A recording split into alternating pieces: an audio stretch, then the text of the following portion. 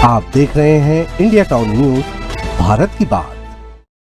आपने फिल्म बागबान का वो सीन जरूर देखा होगा, कैसे बच्चे अपने ही माता पिता का बंटवारा करते हैं। वहीं आजकल के समय में लोग अपने आप को इतना ज़्यादा व्यस्त बता रहे हैं कि उनके पास उनके बूढ़े माँ बाप के लिए समय नहीं रहा। इस भाग दौड़ भरी जिंदगी में वह अपने फैसले खुद लेने में ज़्यादा विश्वास करते हैं, जिसके चलते वृद्ध माता पिता से लोग बिना सलाह लिए ही काम करते हैं।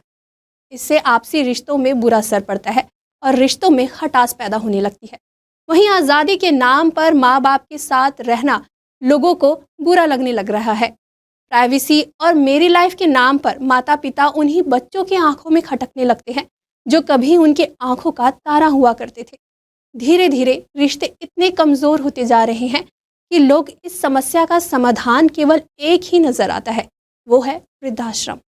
और बच्चे अपने वृद्ध माँ बाप को उनके ही घर से निकालकर वृद्धाश्रम में छोड़ाते हैं। आज हम ऐसे ही वृद्ध जनों की कहानी आपको बताएंगे जो अपने बच्चों से दूर होने के बाद भी अपने बच्चों की सलामती के लिए दुआ मांगते हैं। नमस्कार, आप देख रहे हैं इंडिया टाउन न्यूज़ और मैं हूं आपके साथ रंजना राज।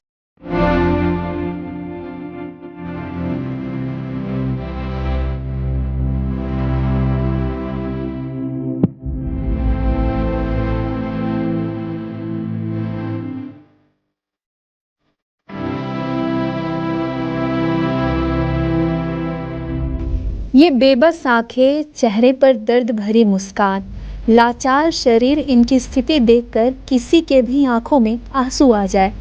इन बुजुर्गों का बस इतना गुनाह है कि ये अब सक्षम नहीं रहे हैं। इन्हें अब अपने बच्चों का सहारा चाहिए। इनके इस गुनाह की सजा मिली है वृद्धाश्रम के रूप में। छत्तीसगढ़ की राजधानी रायपुर कोटा रोड स्थित गुड़ियारी में संजीवनी आश्रम 14 वर्षों से संचालित है। जो बच्चे माँ बाप के आरजू हैं, जिंदगी का सहारा होते हैं, बुढ़ापे की लाठी होते हैं, वे ही अपने बड़ों से अलग होने का मन बना लेते हैं। उन्हें संजीवनी आश्रम छोड़ाते हैं। कैसे जिगर होता होगा उनका, जो स्नेही रिश्तों को तड़पने को विवश कर देते होंगे।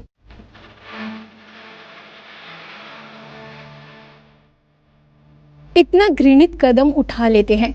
जब उन बुजुर्गों की आप बीती उन्हीं की जुबानी आप सुनते हैं तो ऐसी संतान के लिए दिल से कभी आशीर्वाद नहीं निकलता।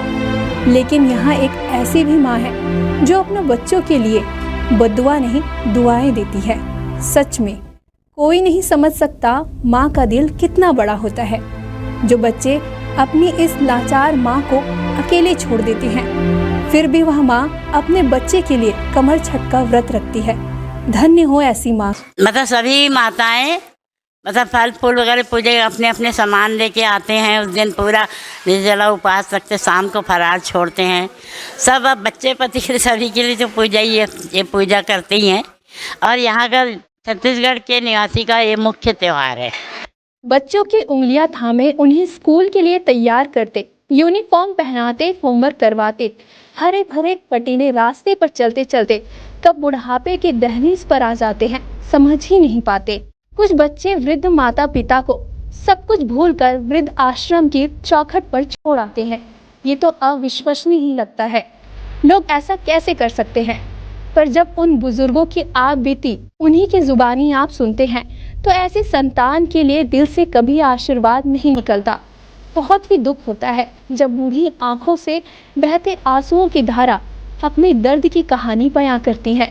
हम लोग तुलसी माता को बच्चे समझकर, हरकष्टी देवी को मानकर हम लोग कल उपासना किए हैं, पूजा किए हैं और कथा भी करे हैं। बच्चे साथ नहीं है तो हमारे गमते बढ़ते कदम के सब परिवार हैं, वही हमारे बच्चे हैं। कहते हैं मनुष्य जैसा बीज बोता है वैसे ही फल पाता है। तो माता पिता के जीवन में सिसकियां भरने वाले क्या कभी खुश रह सकते हैं? जिस संतान के लिए हंसते थे, जिनके पीछे दौड़ते थे, जिसका घोड़ा बनकर स्वयं चोट लगाते थे, उंगली पकड़कर चलना सिखाते थे, वही संतान माता पिता की कमजोर पड़ती जिंदगी की रफ्तार को ही रोक देती है। कुछ बच्चे बूढ़े माँ बाप से पीछा छुड़वाने के लिए उनका सब कुछ हड़प कर उन्हें वृद्ध आश्रम छोड़ाते हैं। क्या ये सब करके वे अपने जीवन के साथ न्याय करते हैं? इंडिया टाउन न्यूज़ के लिए रायपुर से समीर दुबे की रिपोर्ट। आप देख रहे हैं इंडिया टाउन न्यूज, भारत की बात।